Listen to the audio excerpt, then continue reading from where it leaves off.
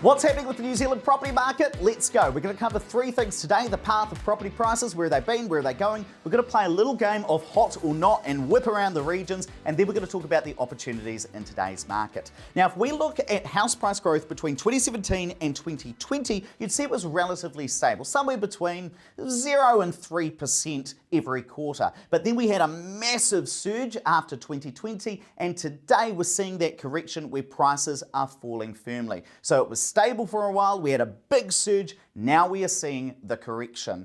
In fact, house prices are down 7.7% from their November 2021 peak, and most analysis, they predict about 10 to 15% drop from that November period. So if you are the sort of investor who wants to pick up a bargain in today's market, you do need to know that no one can accurately predict the exact bottom of the market, but what you can look out for is what we call the trough territory. That is that range of 10 to 15% below the November peak, and that's where you really know that you are going to be getting a deal. And house prices down 7.7% today. We're about to move into that trough territory if we aren't already there. Now, some properties like new builds are already within the trough territory, existing properties yet to get there.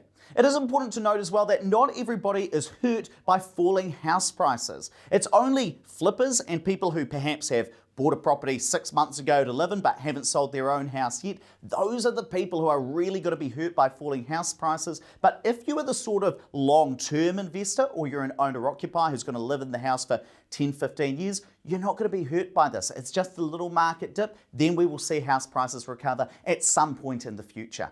Now let's play hot or not, where we whip around the region, starting with Gisborne. Hot or not? Definitely not in my view. House prices down about 10% over the last 3 months. Now that drop would usually not concern me because maybe you can get a bargain.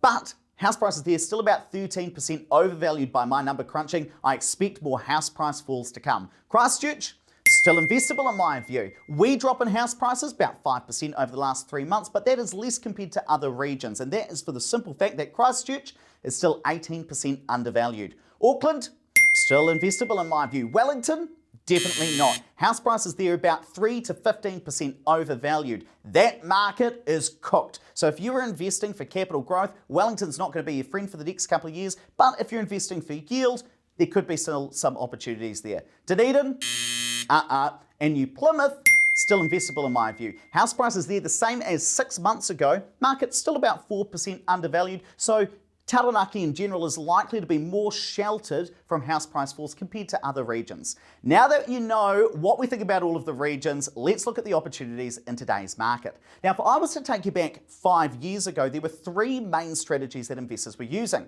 If you were very passive, you'd be investing in new builds. If you were a little bit more active, you'd be buying existing properties and doing basic cosmetic renovations, new carpet, maybe a wee lick of paint. Or if you were really active, you'd be doing full noise renovations, what we call cash flow hacking. But what happened? Well, in March 2021, we had new tax changes come in, and that has meant that that second strategy, doing basic renos to existing properties, no longer makes financial sense for most investors. That's thinned out that strategy, so many people are either buying new builds or they're doing full noise cash flow hack renovations. Let's talk about the opportunities. If you're going to be investing in new builds, developers are dropping prices right now. So you've got the opportunity to negotiate a deal, potentially create some instant equity, or position yourself well for the future.